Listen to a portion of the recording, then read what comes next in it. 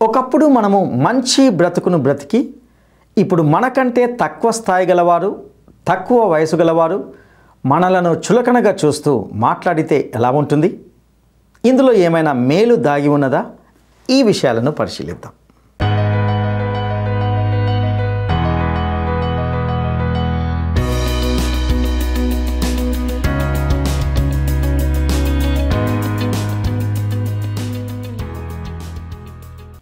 మహాగణుడును రక్షకుడైన యేసు క్రీస్తు శ్రేష్టమైన నామంలో ప్రేమధార టీవీ వీక్షకులందరికీ శుభములు తెలియజేస్తున్నాం.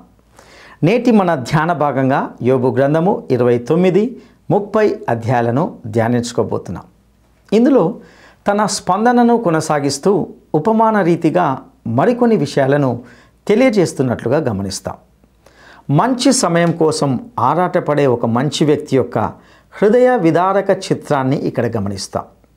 యోబు బాధలో ఉన్నప్పటికీ అతని జ్ఞాపకాలు కేవలం భౌతిక శ్రేయస్సు కోసం ఆరాటపడమే కాదు, దేవునితో అతనికి ఉన్న సన్నిహిత సంబంధం, అతను పొందిన గౌరవం మరియు అతను చేయగలిగిన మంచి కోసం ఆరాటపడుతున్నట్లుగా చూస్తాం.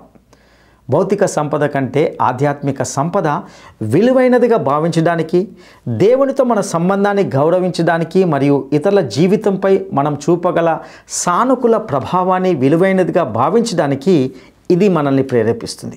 ఒకప్పుడు ఎందుకు పనికిరాని తన వయసు కంటే ఎంతో తక్కువ ఉన్న వ్యక్తులు ఇప్పుడు తనను ఎగతాళి చేయడాన్ని బట్టి ఎంతో మదన పడుతున్నట్లుగా ఈ పాఠంలో చూస్తాం.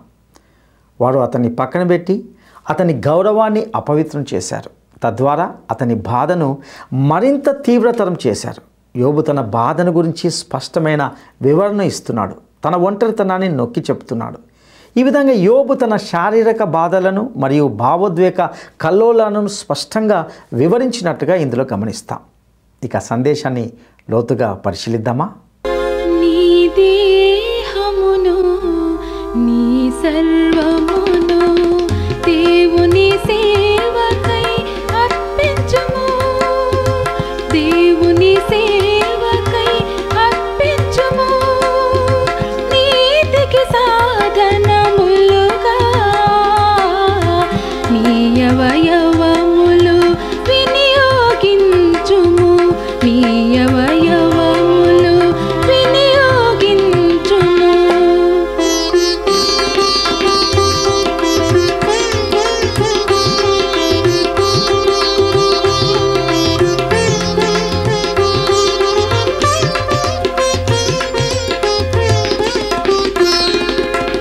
దేవుని వాక్యపు వెలుగులో నీవు నడచిన భీతి చెందవు.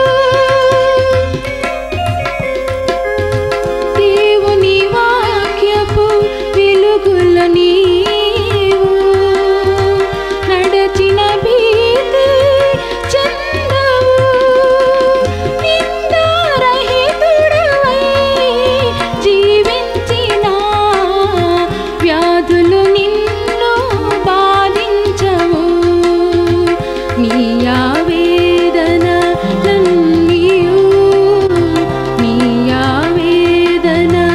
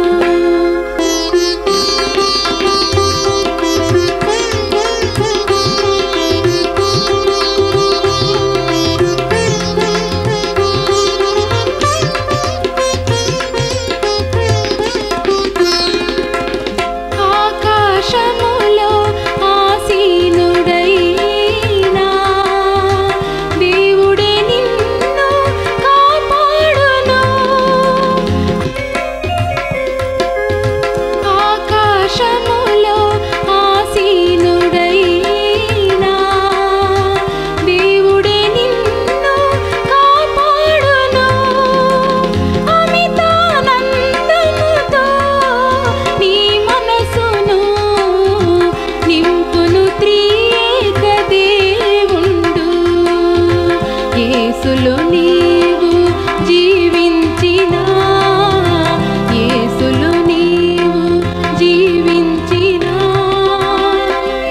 అపజయమెన్నడు పొందవు నీవు. నీ దేహమును నీ సర్వమును దేవుని సేవకై ఇప్పుడు మనం యోబు గ్రంథం 29వ అధ్యాయం 1వ వచనం నుండి విందాము. యోబు ఇంకొకసారి ఉపమాన రీతిగా అన్నాడు, పూర్వకాలమున ఉన్నట్లు నేను ఉన్న ఎడల ఎంతో మేలు. దేవుడు నన్ను కాపాడుతూ ఉన్న దినములలో ఉన్నట్లు నేనున్న ఎడల ఎంతో మేలు. ఈ అధ్యాయమంతా యోబు ఇది నా కథ అంటూ ప్రసంగిస్తాడు. యోబు అంటున్నాడు, అప్పుడు నా దీపము నా తలకు పైగా ప్రకాశించింది. ఆయన తేజము వలన నేను చీకట్లో తిరుగులాడుతున్నాను. ఆ రోజుల్లో నేను ఎంతో ప్రకాశించాను. నా పరిపక్వ దినాలలో ఉండినట్లు నేనుండిన ఎడల ఎంతో మేలు. అప్పుడు దేవుని రహస్యము నా గుడారానికి పైగా ఉన్నది. నేను నా యువదశలో కూడా దేవుణ్ణి సేవించాను. సర్వశక్తుడు నాకు తోడై ఉన్నాడు. నా పిల్లలు నా చుట్టూ ఉన్నారు. నేను పెట్టిన అడుగెల్లా నేతిలో పడింది. బండ నుండి నా నిమిత్తము నూనె ప్రవాహముగా పారింది. పట్టణపు గుమ్మానికి నేను వెళ్ళినప్పుడు, రాజవీధిలో నా పీఠము సిద్ధపరుచుకున్నప్పుడు యువకులు నన్ను చూచి దాక్కున్నారు. ముసలివారు లేచి నిలువబడ్డారు. అధికారులు మాట్లాడడం మాని నోటి మీద చెయ్యి వేసుకున్నారు. ప్రధానులు మాట్లాడకుండా ఊరుకున్నారు. వారి నాలుక వారి అంగిలికి అంటుకున్నది. నాకు అంతా కలిసి వచ్చింది. నేను పట్టుకున్నదంతా బంగారమైంది. నాకు ఊళ్ళో ఎంతో పలుకుబడి ఉంది. పేరు ప్రఖ్యాతులున్నాయి.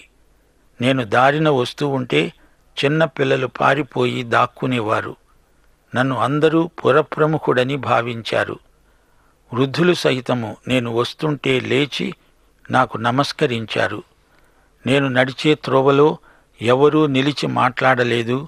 అధిపతులు కూడా నోరు తెరిచి మాట్లాడడానికి ధైర్యం చాలక మౌనంగా ఉండిపోయేవారు. నేను పలకరించి మాట్లాడమంటేనే కాని వారు మాట్లాడలేరు. 11వ వచనం, నా సంగతి చెవినిబడిన ప్రతివాడు నన్ను అదృష్టవంతునిగా ఎంచాడు. నేను కంటబడిన ప్రతివాడు నన్ను గురించి సాక్ష్యమిచ్చాడు. కల్దీయలోని ఊజు ప్రాంతంలో నన్ను మించిన అదృష్టవంతుడు లేడు. పట్టణములోకెల్లా నేను ఉత్తమ పౌరుణ్ణి అని పేరుగాంచాను. మొర్రపెట్టిన దీనులను, తండ్రి లేని వారిని, సహాయము లేని వారిని నేను విడిపించాను.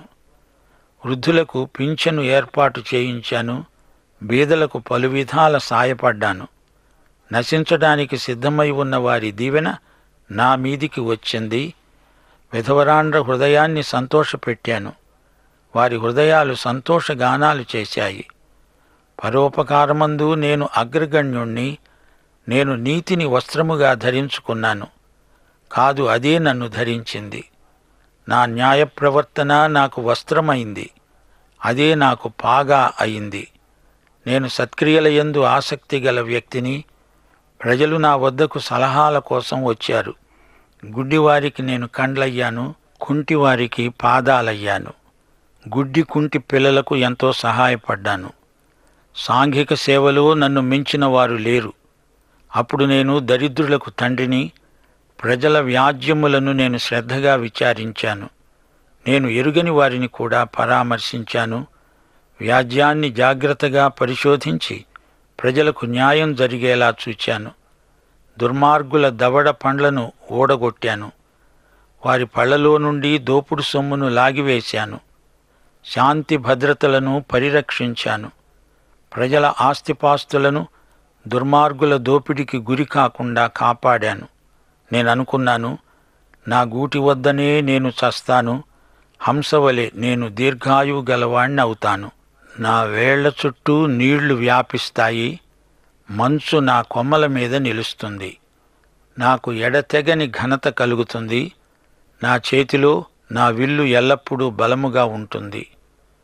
వృద్ధాప్యంలో నిశ్చింతగా ఉంటాననుకున్నాను. ఇసుక రేణువుల్లాగా నా బ్రతుకు రోజులు అసంఖ్యాకములనుకున్నాను. నాకు మంచి కుటుంబం ఉంది, మంచి ఆరోగ్యముంది, నాకు సకల ఐశ్వర్యాలు ఉన్నాయి. 21వ వచనం, మనుష్యులు నాకు చెవియొగ్గి నా కోసమని కాచుకొని ఉండేవారు. నా ఆలోచన వినాలని మౌనముగా ఉండేవారు. నేను మాట్లాడిన తరువాత వారు మారుమాట పలకలేదు. గుత్తులు గుత్తులుగా నా మాటలు వారి మీద పడ్డాయి. వర్షము కోసమై కనిపెట్టినట్లు వారు నా కోసం కనిపెట్టుకున్నారు. కడవరి వాన కోసం వెడల్పుగా నోరు తెరుచుకున్నారు. అందరూ నా సలహాలను సంప్రదింపులను కోరారు. ప్రతి వ్యవహారంలో నా అభిప్రాయమేమిటో తెలుసుకునేవారు. గొప్ప న్యాయాధిపతులు కూడా నన్ను సంప్రదించకుండా తీర్పు చెప్పేవారు కారు. నా కీర్తి, నా పేరు ప్రతిష్టలు దేశమంతటా ఎరగని వారు లేరు. నా మాటను జవదాటే వారెవరూ లేరు. వారు ఆశారహితులై ఉండగా వారిని దయగా చూచి చిరునవ్వు నవ్వాను. నా ముఖప్రకాశం లేకుండా వారేమీ చేయలేకపోయారు. నేను వారికి పెద్దనై కూర్చుండి వారికి మార్గములను ఏర్పరిచాను. సేనలో రాజువలే దుఃఖించే వారిని ఓదార్చువాని వలె నేనున్నాను. ఇది నా అప్పటి స్వీయ చరిత్ర. అప్పుడు నాకు ఎంతో గౌరవము, మన్నన, మర్యాద. నేను అప్పుడు ఆదర్శప్రాయంగా జీవించాను, సమృద్ధిని అనుభవించాను.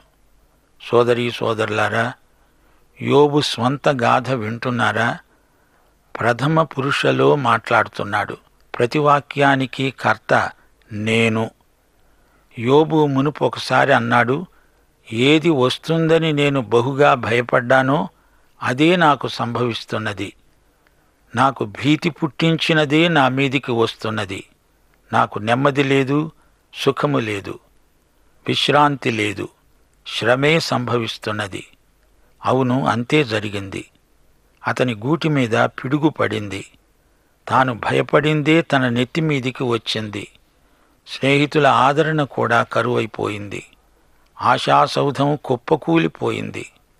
ఈ అధ్యాయంలో నేను నేను అంటూ 52 సార్లు యోబు మాట్లాడాడు.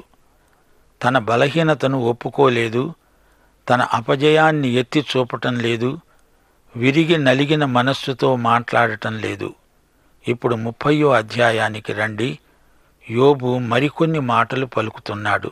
అంటున్నాడు, ఇప్పుడైతే నాకన్నా తక్కువ వయస్సు గలవారు నన్ను ఎగతాళి చేస్తారు. వీరి తండ్రులు నా మందలు కాసే కుక్కలై ఉండడానికి కూడా తగనివారని నేను తలంచాను. ఈ పిల్లకారు నన్ను చూచి ఎగతాళి చేస్తున్నారు, నా మీద రాళ్లు వేస్తున్నారు. వీరికి నేను పనికిరాని మనిషిగా కనపడుతున్నాను. వీరి తండ్రులు ఏ స్థితిలో ఉండేవారు? నా మందలను కాయడానికి కుక్కలను పెట్టుకుంటాను, కాని వీరిని పెట్టుకోను. వారి చేతుల బలం నాకేమి ప్రయోజనం? వారి పౌరుషము పోయింది. దారిద్ర్యం చేత, క్షామము చేత శుష్కించిన వారై చాలా దినముల నుండి పాడై నిర్మానుష్యముగా ఉన్న ఎడారిలో ఆహారము కోసము వారు తిరుగులాడుతారు. వీరి గతి ఏమవుతుందో వీరికే తెలియదు.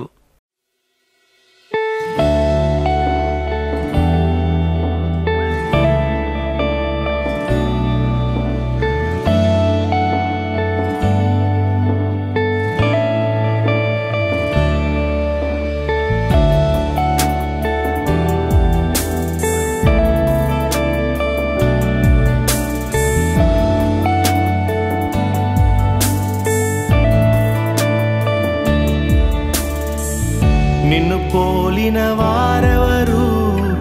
మేలు చేయు దేవుడవు, నిన్నే నమ్మితిన్ నా దేవా. నిన్ను పోలిన వారెవరు? మేలు చేయు దేవుడవు, నిన్నే నమ్మితిన్ నా దేవా.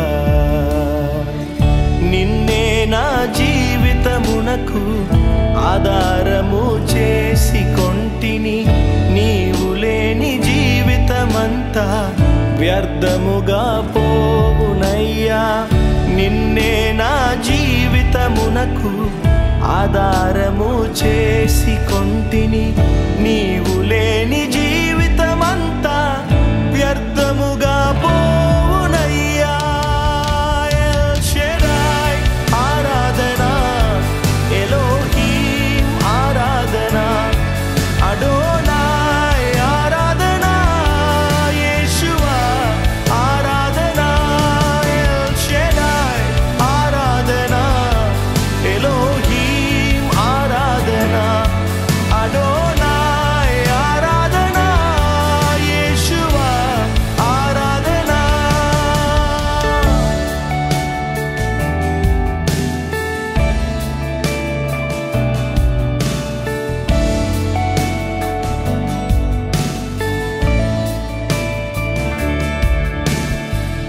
కృంగియున్న నన్ను చూచి కన్నీటిని తుడిచితివయ్యా.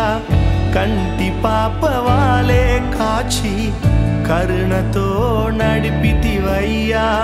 కృంగియున్న నన్ను చూచి కన్నీటిని తుడిచితివయ్యా. కంటి పాపవాలే కాచి కరుణతో నడిపితివయ్యా. ఎల్ షెడాయ్ ఆరాధన, ఎలోహీం ఆరాధన, అడోనాయ్ ఆరాధన, యేషువా ఆరాధన.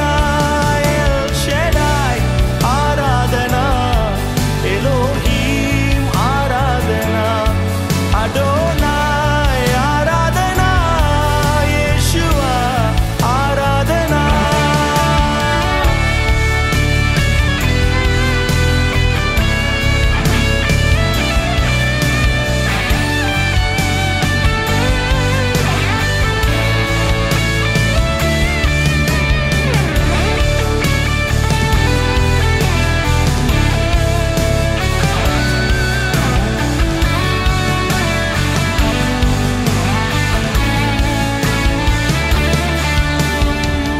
మరణపు మార్గమందు నడిచిన వేళయందు వైద్యునిగా వచ్చి నాకు మరో జన్మనిచ్చితివయ్యా. మరణపు మార్గమందు నడిచిన వేళయందు వైద్యునిగా వచ్చి నాకు మరో జన్మనిచ్చితివయ్యా. ఎల్ షెడాయ్ ఆరాధన, ఎలోహీం ఆరాధన, అడోనాయ్ ఆరాధన, యేషువా ఆరాధన. ఎల్ షెడాయ్ ఆరాధన, ఎలోహీం ఆరాధన, అడోనాయ్ ఆరాధన, యేషువా ఆరాధన. ఎల్ షెడాయ్ నీకే ఆరాధన, ఎలోహీం ఆరాధన. 9-10 వచనాలు. అట్టివారు ఇప్పుడు నన్ను గురించి పదాలు పాడతారా? నేను వారి సామెతకు ఆస్పదమైపోయాను. వారు నన్ను అసహ్యించుకుంటారు, నా వద్ద నుండి దూరంగా పోతారు. నన్ను చూచినప్పుడు ఉమ్మివేయక మానరు. నన్ను గురించి తమాషాగా కబుర్లాడుతున్నారు, హాస్యోక్తులు పలుకుతున్నారు. వీరికి నేను వెర్రివానిలా కనబడుతున్నాను. శ్రోతలు వింటున్నారా? ఇది వరస. ఇంతవరకు తానెంత గొప్పవాడో చెప్పుకున్నాడు. ఇప్పుడు తన దయనీయమైన పరిస్థితి కోసం ప్రజల సానుభూతిని అభ్యర్థిస్తున్నాడు. ఇందులో ఎవరిది తప్పు? ఎవరి మీద నింద వెయ్యాలి? తప్పు దేవునిదా? యోబు ఏమి మాట్లాడుతున్నాడు? ఆ మాటకొస్తే ఈ రోజున కూడా చాలామంది క్రైస్తవులు ఇలాగే మాట్లాడతారు.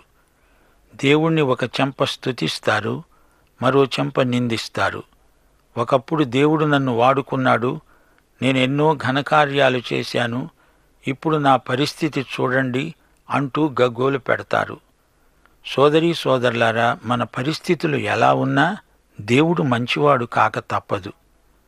ఉత్తరోత్తర మనకు మేలు కలగడానికి దేవుడు మనల్ని శ్రమపడనిస్తున్నాడు.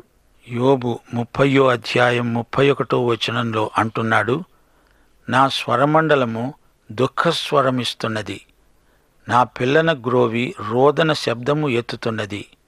ఇది యోబు వీణ మీటుతున్నాడు. అందులో నుండి శోకస్వరం వెలువడుతుంది. అతని స్వరం విషాదం. అతనిది ఒక విషాద గీతం. అతడు ప్రజల సానుభూతిని కోరుతున్నాడు. యోబులో ఇంతవరకు విరిగి నలిగిన మనస్సు కలగటం లేదు. అతనిలో గర్వం తలెత్తుతున్నది. తనను చూచుకొని తాను జాలిపడుతున్నాడు. లూసిఫరు పరలోకము నుండి పడిపోవడానికి గర్వమే కారణం. గర్విష్ఠి అయిన సైతాను ఆదాము హవ్వలు పడిపోవడానికి కారణమయ్యాడు. మానవుని హృదయాన్ని తినివేసే కొరుకుడు పుండే గర్వం. విశ్వాసులారా, మీ హృదయాలలో కొంచెమో గొప్పో గర్వం ఉన్నదేమో పరీక్ష చేసుకోండి. ఆత్మ పరీక్ష మనందరికీ ఎంతో అవసరం. దేవుడు తన బిడ్డలను ప్రేమించని పరిస్థితి ఎన్నడూ కలగదు. ఆయన శిక్షలో కూడా మనము ఆయన ప్రేమను చవిచూడగలం.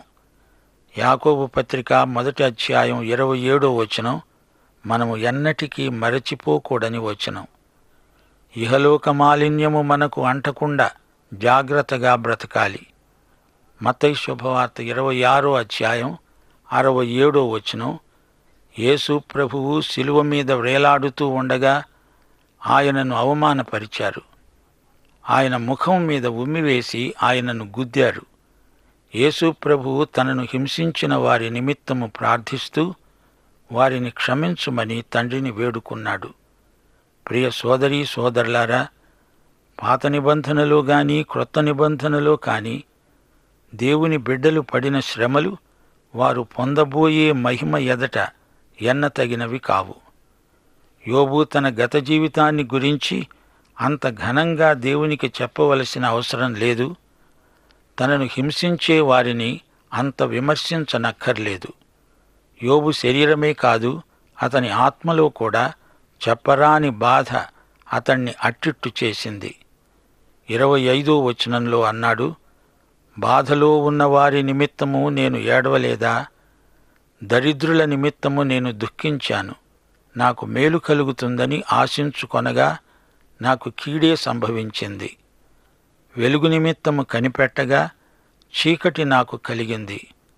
నా ప్రేగులు మానక మండుతున్నాయి. అపాయ దినాలు నన్ను ఎదుర్కొన్నాయి.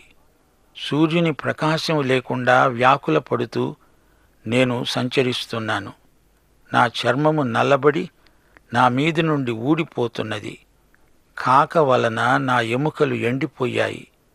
సోదరీ సోదరులారా, యోబు బాధ వర్ణనాతీతం.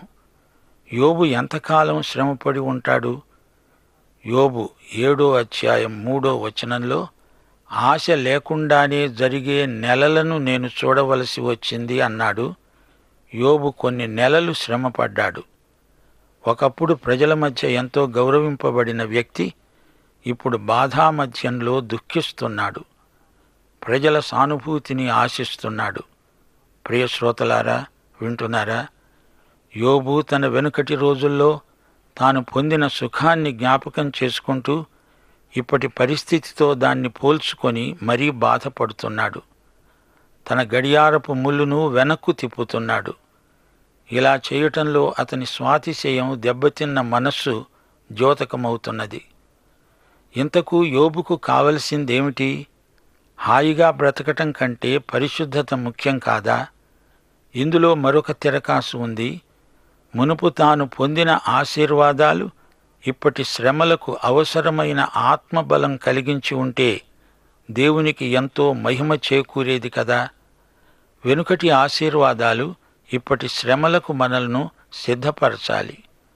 మన గత జీవితం ఒక జ్ఞాపకం మాత్రమే కాదు, అది మనకు పరిచర్య చేస్తుంది. ఈరోజు గతించిపోతుంది, రేపటికి ఈరోజు నిన్న అవుతుంది. గనుక మనమేమి చెయ్యాలి? ఈ రోజును వాడుకొని ప్రభువునందు రేపటి కొరకై సిద్ధపడాలి. మన జీవితం నేటి సుఖభోగాల కోసం కాదు, నిత్యత్వం కోసం మన జీవితం పెట్టుబడి పెట్టాలి. అయితే యోబు చేసిన పనేమిటి? ఇప్పటి కష్టాలను ఏకరువు పెట్టి బాధపడుతున్నాడు. బాధ భరించలేకపోతున్నాడు. దేవుడు తనను విడిచిపెట్టాడా? నిరీక్షణ గతించిందా? ఎంత బాధపడ్డా గతకాలం తిరిగి రాదు. ప్రస్తుతాన్ని భరించాలి, భవిష్యత్తును ఎదుర్కోవాలి. యేసు ప్రభు భరించిన శ్రమలను తలంచుకోవాలి. కీర్తనలు 22:15 యేసు ప్రభువు ఏమన్నాడు? నా బలము ఎండిపోయి చిల్ల పెంకువలె అయింది, నా నాలుక నా దవడను అంటుకొని ఉన్నది. ఇప్పుడు చెప్పండి, మన శ్రమలు ఏపాటివి? నిన్న నేడు సదాకాలము ప్రభువు మనల్ని ఆదుకునేవాడు. హెబ్రీ పత్రిక 13:8 మర్చిపోవద్దు. యేసుక్రీస్తు నిన్న నేడు ఒక్కటే రీతిగా ఉన్నాడు. అవును, యుగయుగములకు ఒకటే రీతిగా ఉంటాడు. వెనుకటి మంచి రోజులు స్మరించుకుంటున్నావా? మంచి రోజులని కాదు, అది దేవుని కృప అని గుర్తించు. భవిష్యత్తు కోసం ఆయన యందు విశ్వాసముంచు. కీర్తన 77:1-12 వరకు చక్కని వాక్య భాగం. తొల్లిటి దినములను పూర్వకాల సంవత్సరాలను నేను మనస్సునకు తెచ్చుకుంటాను. దేవా, నీ క్రియలను నేను ధ్యానిస్తాను. పాఠం ఇంతటితో సమాప్తం. ప్రభు అయిన యేసుక్రీస్తు వారి కృప, తండ్రి అయిన దేవుని ప్రేమ, పరిశుద్ధాత్మ యొక్క అన్యోన్య సహవాసము మనకు నిత్యత్వము వరకు తోడై ఉండునుగాక. ఆమేన్.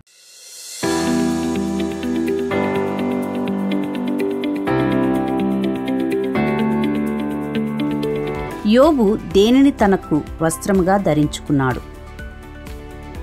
యోబు దేనిని తన వస్త్రముగా ధరించుకున్నాడు? 1 తన పలుకుబడి పెద్దరికం, 2 నీతి న్యాయ ప్రవర్తన, 3 పరిశుద్ధత విధేయత. ఈ ప్రశ్నకు సరైన జవాబును ఈ వాట్సాప్ నంబర్కు పంపండి. మా వాట్సాప్ నంబర్ 9399952570. ప్రియులారా, ఇంతవరకు మనము యోబు తన స్నేహితులతో చేసిన ప్రసంగం నుండి తన గతం మరియు భవిష్యత్తును గురించిన విషయాలను చర్చిస్తూ వచ్చాం. దేవుని దీపం నా తలపై ప్రకాశించిన రోజులను గుర్తు చేసుకుంటూ యోబు తన ప్రసంగాన్ని ప్రారంభించినట్లుగా చూసాం. అనగా దేవుని నుండి అతను అనుభవించిన మార్గదర్శకత్వం మరియు రక్షణను ఇది ఎత్తి చూపుతుంది. ఒకప్పుడు యోబును అతని సమాజం ఎంతో గౌరవించింది. యువకులు తను చూసి వెనక్కి తగ్గారు మరియు వృద్ధులు లేచి నిలబడ్డారు. అతని జ్ఞానం మరియు యథార్థత అతనికి గౌరవాన్ని తెచ్చిపెట్టాయి. నిరుపేదల రక్షకుడిగా తన పాత్రను ఎంతో ఘనంగా పోషించాడు. అతని జీవితం న్యాయం మరియు కరుణతో గుర్తించబడింది. గతంలో యోబు ఆశీర్వాదాలు పొందినప్పటికీ ప్రస్తుత బాధలు ఆయన్ని దేవునికి దగ్గరగా ఉన్న రోజుల కోసం ఆరాట పడేలా చేశాయి. ఈ ఆరాటం భౌతిక సంపద కంటే దేవుని సన్నిధి యొక్క ప్రాముఖ్యతను నొక్కి చెబుతుంది. ప్రియులారా, యోబు వలె మనము కూడా దేవుని మార్గదర్శకత్వం మరియు ఆశీర్వాదాలను అనుభవించిన సమయాలను గుర్తించుకోవడానికి మరియు కృతజ్ఞతలు చెప్పడానికి సమయం కేటాయించలాగున ప్రభు మనకు సహాయం చేయను గాక. దైవాశీస్సులు. ఈ కార్యక్రమం మీకు నచ్చిందా? అయితే వెంటనే మిస్డ్ కాల్ ఇవ్వండి. బహుమతి పొందే విజేత మీరే కావచ్చు.